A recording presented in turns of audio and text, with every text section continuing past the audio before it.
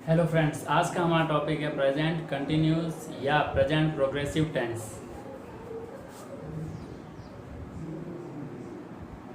Present continuous या progressive tense.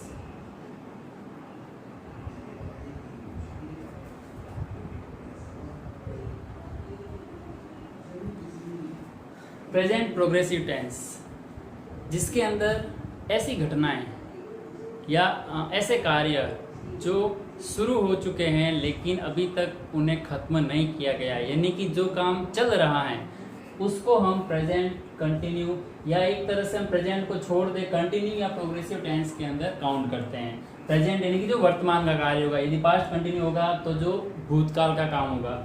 तो continue या प्रोग्रेसिव वर्ड का मीनिंग ये होता है कि काम चालू है, जो काम शुरू हो चुका है लेकिन अभी भी चल रहा है वो, उसको हम कंटिन्यू या प्रोग्रेसिव वर्ड से डिनोट करते हैं। तो अभी हम पढ़ेंगे प्रेजेंट कंटिन्यू टेंस के बारे में। इसकी पहचान होती है हिंदी वाक्यों के अंत में रहा है,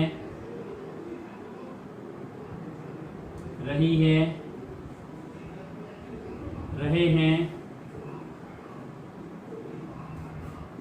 रहा हूं, रही हूं, रहे हो या रही हो, ये वर्ड काम में आते हैं। रहा है, रही हैं, रहे हैं, रहा हूं, रही हूं, रहे हो, रही हो, ये सब वर्ड जिन हिंदी वाक्यों के अंत में आते हैं वो वाक्य प्रेजेंट कंटिन्यू या प्रेजेंट प्रोग्रेसिव टेंस के वाक्य कहलाते हैं। अब हम देखते हैं इसके अंदर कौन सी हेल्पिंग वर्ब्स काम में आती है। हेल्पिंग वर्ब्स जो टेंस की पहचान बताने का या इंग्लिश सेंटेंसेस के अंदर टेंस के बारे में बताने का कार्य करती है। इनके अंदर हेल्पिंग वर्ब्स तीन काम में आती है, इज, आर और एम। ये तीन हेल्पिंग वर्ब्स इसमें काम में आती है। तो अब देखो कौन सी हेल्पिंग वर्ब कौन से सब्जेक्ट के साथ में आएगी वो भी हम पढ़ लेते हैं। सबसे पहले इज। इज आती है सिंगुलर सब्जेक्ट्स के साथ में। सिंगुलर सब्जेक्ट यानी कि एक वचन कर्ता, सिंगुलर सब्जेक्ट, जिसके अंदर नॉर्मली ही, सी, इट या कोई भी एक नाम आता है। ये सब सिंगुलर सब्जेक्ट्स के अंदर आते हैं। सेकंड है आर। आर आएगा प्लूरल सब्जेक्ट्स के साथ में, और प्लूरल सब्जेक्ट के अंदर आएगा यू, वी, दे या एक से अधिक नाम। नाम का मतलब आप नाउन कह सकते हो, संज्ञा। एक से अधिक नाम या नाउन। सिंगुलर नाउन और प्लूरल नाउन हो सकती है। जैसे एक नाम है कोई तो वो सिंगुलर सब्जेक्ट में आ जाएगा, यदि एक से ज़्यादा नाम है तो प्लूरल सब्जेक्ट में आ जाएगा। उसके अलावा ये प्रोनाउंस है, ये भी प्लूरल सब्जेक्ट्स के अंदर आते हैं। तीसरा है एम। एम हेल्पिंग वर्ब केवल आई के साथ में ही यूज में ली जाती है। दूसरी होती है मैन वर्ब, क्योंकि हर टेंस के अंदर ये दो चीज़ें होती है, पहली हेल्पिंग वर्ब और दूसरी मैन वर्ब। तो इसके अंदर मैन वर्ब की फर्स्ट फॉर्म के साथ आईएनजी वर्ड आएगा। मैन वर्ब की फर्स्ट फॉर्म प्लस आईएनजी आता है। अब हम लेते हैं पहला टॉपिक, सिंपल सेंटेंसेस, साधारण वाक्य।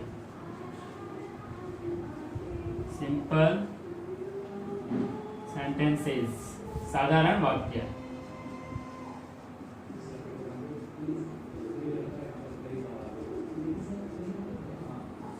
पहला है सिंपल सेंटेंसेस यानी कि साधारण वाक्य। साधारण वाक्य के लिए फॉर्मूला हो जाएगा subject plus helping verb plus main verb की फर्स्ट फॉर्म के साथ आईएनजी प्लस ऑब्जेक्ट और एडवर्ब। ये सिंपल सेंटेंसेस को बनाने का फॉर्मूला हो गया subject, helping verb, main verb की फर्स्ट फॉर्म के साथ ING plus object plus adverb. Adverb का मतलब प्रीपोजिशन प्लस टाइम, या एडवर्ब जो वर्ब्स की विशेषता बताने वाला कोई वर्ड है वो आते हैं एडवर्ब के अंदर, और उसके अलावा एडवर्ब की जगह पर प्रीपोजिशन प्लस टाइम भी आ सकता है इसमें। अब हम एक सेंटेंस लेते हैं, राम फुटबॉल खेलता है, सॉरी खेल रहा है, राम फुटबॉल खेल रहा है।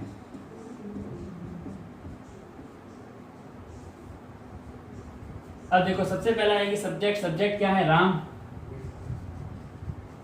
उसके बाद में हेल्पिंग वर्ब, हेल्पिंग वर्ब इसमें क्या आएगी सब्जेक्ट के हिसाब से आती है हेल्पिंग वर्ब। हेल्पिंग वर्ब के पास तीन है, तीनों में से कोई आएगी सब्जेक्ट के हिसाब से।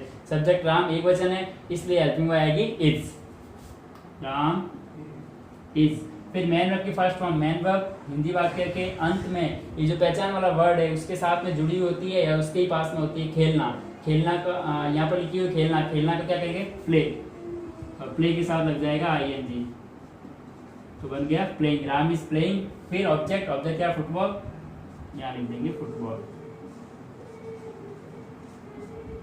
Ram is playing football. एक और सेंटेंस देते हैं,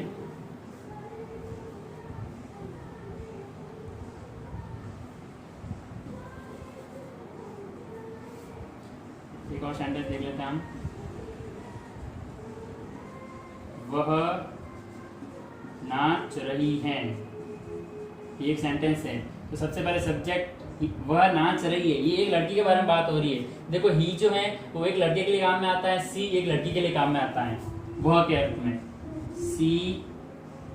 फिर हेल्पिंग वर्ब एक वचन के लिए इज, और फिर मैन वर्ब की फर्स्ट फॉर्म डांस, DANCE, ये मैन वर्ब की फर्स्ट फॉर्म होती है और उसके साथ आईएनजी जोड़ना है।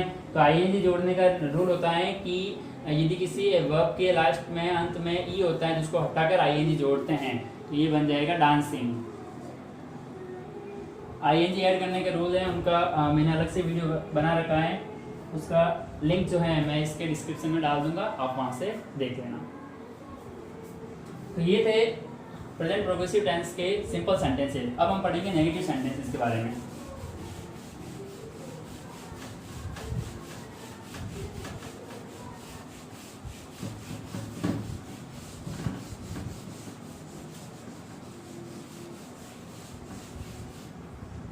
सेकेंड है नेगेटिव सेंटेंसेस।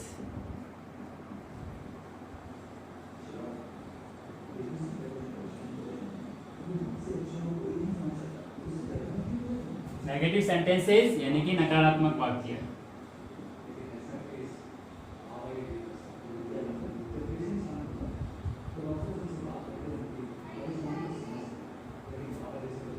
पहले नकारात्मक वाक्य का फॉर्मूला लिख देते हैं, subject plus helping verb plus not plus man verb की फर्स्ट फॉर्म के साथ आईएनजी प्लस ऑब्जेक्ट और ये हो जाएगा एडवर्ब। ठीक है, यानी कि जो सिंपल सेंटेंसेस का फॉर्मूला है उसके साथ केवल हमने तीसरे नंबर पे नॉट ऐड किया है, इससे अपना फॉर्मूला में ज़्यादा कोई चेंज नहीं है। तब जैसे हम एक सेंटेंस बनाते हैं,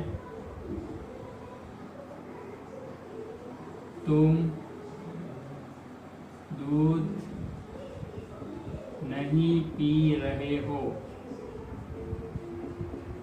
ये हो गया नेगेटिव सेंटेंसेस। सबसे पहले सब्जेक्ट के रूप में लिखेंगे हम तुम को इंग्लिश में क्या कहते हैं यू बहुवचन में लिखा जाता है तो इसलिए हेल्पिंग वर्ब में क्या आ जाएगा आर। फिर नॉट, यू आर नॉट। फिर मैन वर्ब की फर्स्ट फॉर्म, मैन वर्ब है पीना, पीना को कहते हैं ड्रिंक, DRINK। फिर ING drinking, you are not drinking, क्या नहीं पी रहे हो दूध, ऑब्जेक्ट है मिल्क दूध। ये सेंटेंस बन गया। एक और एग्जांपल लेते हैं हम, मैं किताब नहीं पढ़ रहा हूँ, नहीं पढ़ रहा हूँ। देखो इसका क्या होता है, सब्जेक्ट पहले आई फिर हेल्पिंग वर्ब में आई के साथ में क्या आता है, एम, फिर नॉट, फिर मैन वर्ब काम से पढ़ना को क्या कहते हैं, रीड, READ, रीड, ING जुड़ेगा तो बन जाएगा reading, I am not reading a book. अब देखो इसमें लिखा हुआ था दूध के साथ में हमने न AN नहीं लगवाया था, A या AN, जबकि किताब के आगे हम A लगा रहे, क्यों, क्योंकि जो काउंटेबल यानी गिनने योग्य चीजें होती है वो या तो एक वचन में होती है, बहुवचन में होती है, या तो आप इसको बुक्स करो और या फिर इसके आगे एक लगाकर एक वचन बनाओ। जो भी गिनने वाली चीजें होती है, दूध को हम गिन नहीं सकते, माप सकते हैं लेकिन गिन नहीं सकते हैं। जिन चीजों को हम गिन सकते हैं उन चीजों को या तो एक वचन के रूप में लिखा जाता है, और यदि वो बहुवचन में है तो उनको बहुवचन के रूप में लिखा जाता है, पीछे एस या एस लगाकर, या बहुवचन के जो नियम है उसको देखते हुए। अब तीसरा हम पढ़ेंगे इंटेरोगेटिव सेंटेंसेस। इसको पॉइंट बी कर देते हैं और इसको पॉइंट सी कर देते हैं।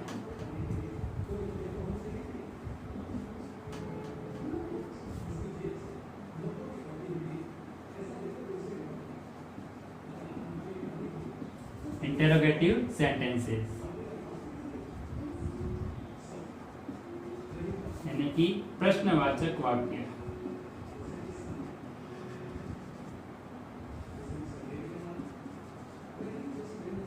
प्रश्नवाचक वाक्य की खासियत क्या होती है कि इसमें प्रश्न जो वाक्य है, सेंटेंस है, उसके अंत में क्वेश्चन मार्क साइन लगा हुआ होता है।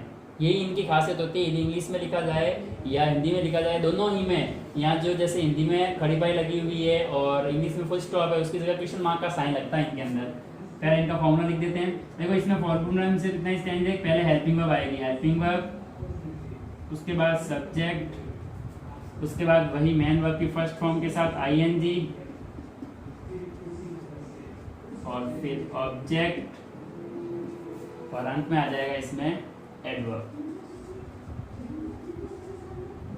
और फुल स्टॉप की जगह क्वेश्चन मार्क का साइन आ जाएगा। ठीक है, अब इसका सेंटेंस बनाते हैं। देखो इनके हिंदी वाक्य में भी थोड़ा सा चेंजेस है। हिंदी वाक्य के जो इंटरोगेटिव सेंटेंस है उन सभी हिंदी वाक्यों के आगे क्या वर्ड काम में आता है, इसमें क्या लिखेंगे, ऐसे क्या वह रो रहा है, नीचे आ जाए question mark sign, question mark का साइन।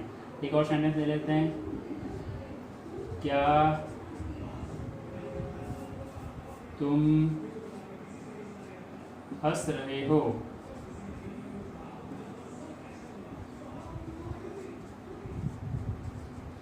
देखो सबसे पहले आएगी helping verb. Helping verb subject के हिसाब से यहाँ वहाँ वह लिखा हुआ एक लड़के के लिए है, तो हेल्पिंग वर्ब सिंगुलर के लिए क्या आती है, इज। फिर वह की इंग्लिश क्या होती है, ही। सब्जेक्ट वह है, he. Helping verb subject, main verb की फर्स्ट फॉर्म मैन वर्ब है, रोना, रोना को कहते हैं वीप, WWP, वीप, और ING, वीपिंग। बस इसमें ऑब्जेक्ट नहीं है, और पीछे आ जाएगा क्वेश्चन मार्क साइन, ये वाला नहीं लगेगा। फिर क्या तुम हंस रहे हो, तो इसमें भी पहले हेल्पिंग वर्ब आएगी तुम के हिसाब से आर, फिर सब्जेक्ट तुम, यू, हंसना को कहते हैं लाफ, ING लगने से बन जाएगा लाफिंग, आर यू लाफिंग। ये हो गए इंटरोगेटिव सेंटेंसेस। अब हम पढ़ेंगे इंटरोगेटिव नेगेटिव सेंटेंसेस के बारे में।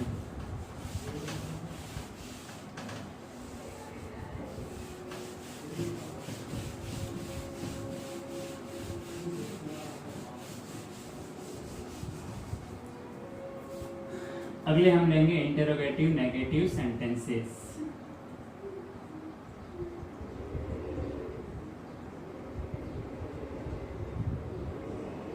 इंटरोगेटिव नेगेटिव सेंटेंसेस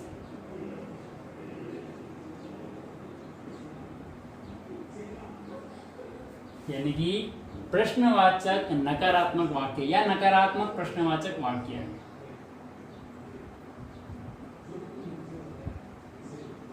प्रश्नवाचक नकारात्मक वाक्य या नकारात्मक प्रश्नवाचक वाक्य भी हम इसको बोल सकते हैं। इनका फॉर्मूला हो जाएगा हेल्पिंग वर्ब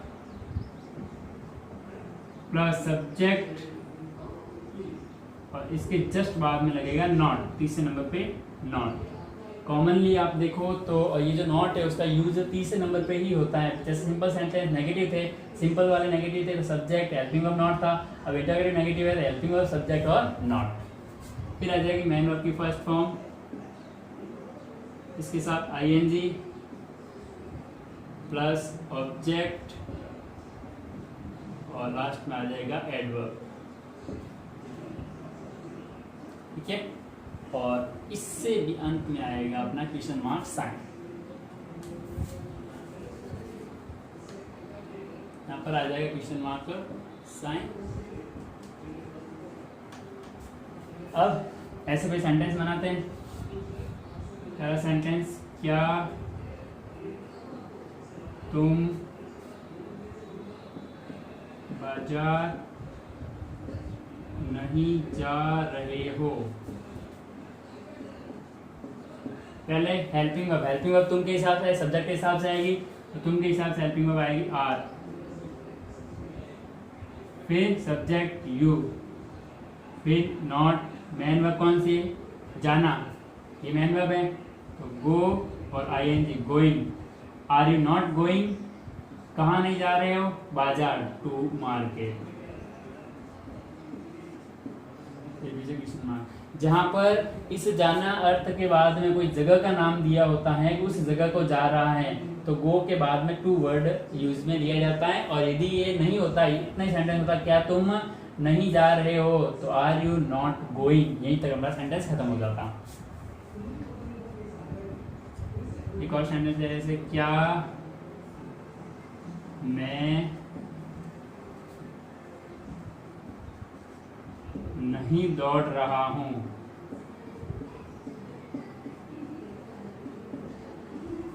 तो इसमें सब्जेक्ट कौन है, मैं, और मैं सब्जेक्ट के हिसाब से यहाँ पर हेल्पिंग वर्ब आएगी पहले एम, एम आई, फिर नॉट, दौड़ना कहते हैं रन, आईएनजी जुड़ेगा तो एन डबल हो जाएगा, running, am I not running, और ये हो गया कंप्लीट। ये थे प्रेजेंट प्रोग्रेसिव टेंस के चारों प्रकार के सेंटेंसेस। अब एक और सेंटेंस के बारे में हम पढ़ेंगे, वो है WH वर्ड के सेंटेंसेस।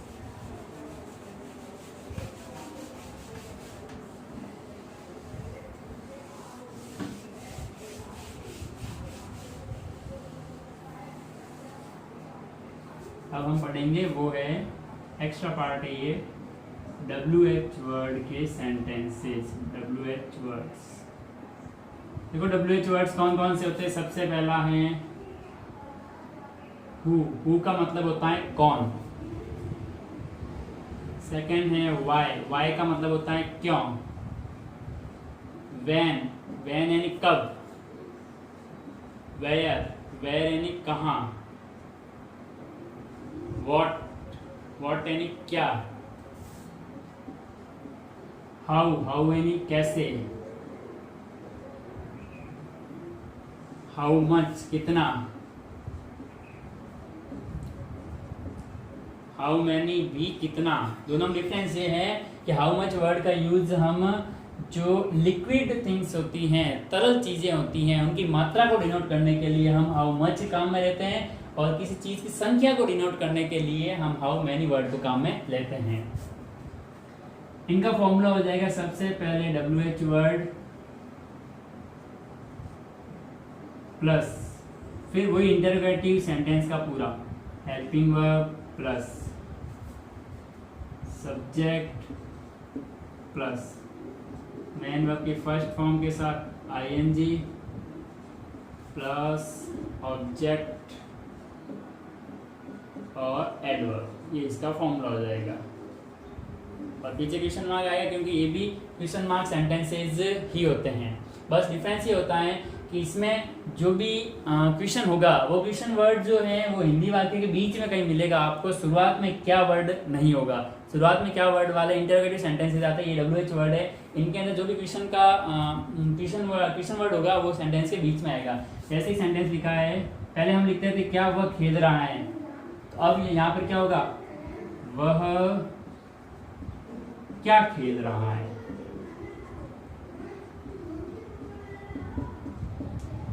देखो ये क्या वर्ड बीच में है, इसका मतलब ये WH वर्ड वाला सेंटेंस है, और यहाँ क्या का अर्थ किस में होता है, व्हाट। ठीक है, तो सबसे पहले आएगा WH वर्ड व्हाट, फिर हेल्पिंग वर्ब वह एक लड़का, इसके हिसाब से क्या आएगी, इज, फिर subject he, what is he, फिर main of the first form play, ING playing, what is he playing, वह क्या खेल रहा है। एक और सेंटेंस लेते हैं,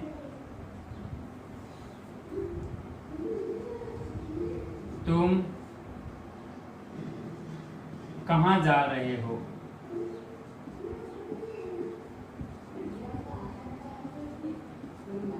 सब्जेक्ट सबसे पहले देखो कहाँ वर्ड, ये प्रश्नवाचक वर्ड है कहाँ।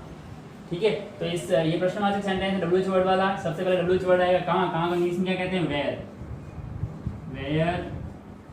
फिर हेल्पिंग वर्ब, अब तुम है, तुम के हिसाब से आएगा आर, क्योंकि ये प्लूरल सब्जेक्ट है, वेयर आर यू